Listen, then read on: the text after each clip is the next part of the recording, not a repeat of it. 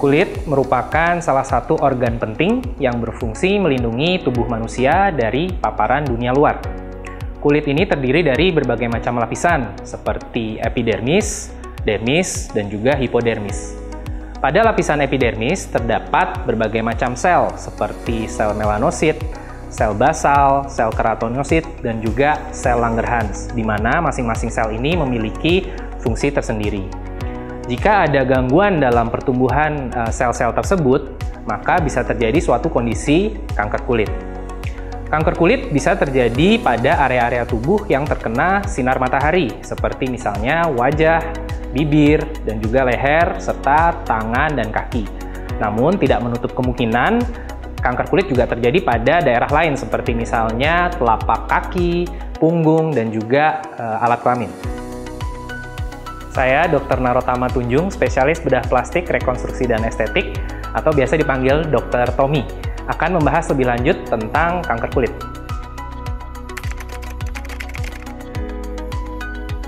Kanker kulit terjadi akibat adanya pertumbuhan yang tidak normal atau pertumbuhan yang berlebih dari sel-sel yang terdapat pada kulit. Kanker kulit yang paling sering adalah kanker melanoma, kemudian juga karsinoma sel basal, dan karsinoma sel squamosa. Karsinoma sel basal merupakan kanker kulit yang paling sering. Ini terjadi sekitar 70% dari semua kanker kulit. Kemudian posisi kedua diduduki oleh kanker karsinoma sel squamosa. Dan kemudian yang ketiga adalah kanker melanoma, di mana kanker melanoma ini terjadi sekitar 5-10% dari kasus kanker kulit. Meskipun angka kejadiannya sedikit, namun kanker melanoma ini sifatnya lebih agresif dan bisa menyebar ke organ-organ sekitar.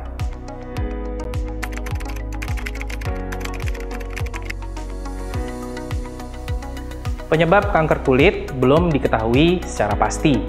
Namun, berdasarkan penelitian, ada faktor internal dan juga faktor eksternal yang merupakan faktor risiko yang menyebabkan terjadinya kanker kulit. Faktor internal misalnya seperti usia tua, kemudian adanya variasi ras-ras tertentu seperti ras Kaukasia. Jadi pada pasien dengan rambut pirang, kemudian mata yang berwarna biru dan juga kulit yang lebih terang, ini cenderung memiliki resiko yang lebih tinggi untuk mendapatkan kanker kulit. Kemudian yang kedua adalah faktor eksternal. Dan faktor eksternal ini yang paling besar adalah sinar matahari. Adanya paparan radiasi dari sinar ultraviolet, terutama ultraviolet tipe B, akan menyebabkan perubahan struktur DNA dalam tubuh, sehingga sel-sel di dalam tubuh mengalami gangguan pertumbuhan, sehingga timbul suatu kondisi kanker kulit.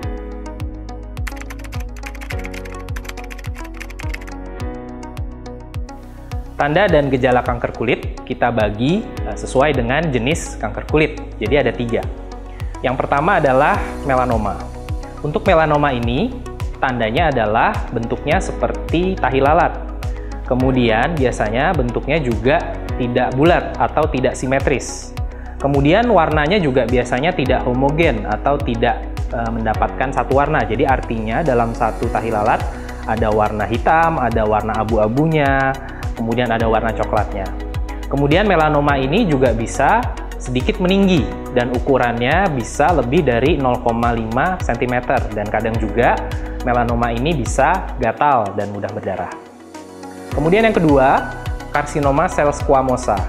Karsinoma sel squamosa ini tandanya biasanya berbentuk seperti luka atau keropeng, di mana luka ini juga mudah berdarah dan juga sangat cepat bertambah besar.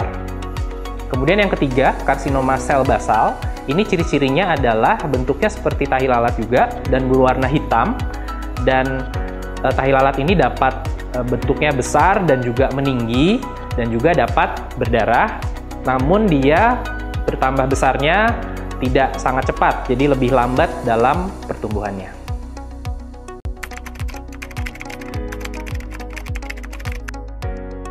Diagnosis kanker kulit dapat dilakukan dengan melakukan biopsi. Hal ini dilakukan untuk menentukan jenis dan juga stadium dari kanker kulit. Kemudian, terapi utama dari kanker kulit ini akan bergantung pada jenis kanker tersebut. kemudian juga lokasinya ada di mana, dan juga aspek kosmetik yang perlu dipertimbangkan. Untuk tata laksananya sendiri, terdapat tata laksana pembedahan. Ini terdiri dari eksisi dan juga kuretase. Kedua terapi ini dilakukan untuk mengangkat jaringan tumor atau kanker kulit tersebut. Tata laksana non-pembedahan yang dapat dilakukan adalah dengan melakukan radioterapi atau juga bisa dengan kemoterapi.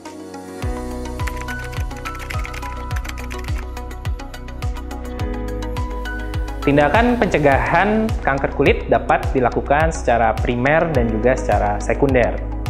Baik, kita bahas satu. Yang pertama secara primer, yaitu dengan menghindari pajanan sinar matahari. Jadi, hal ini dapat dilakukan dengan memakai topi, memakai kacamata hitam saat keluar, dan juga yang paling penting adalah memakai tabir surya pada saat keluar siang hari. Kemudian juga menghindari tindakan-tindakan seperti tanning atau usaha untuk menggelapkan warna kulit.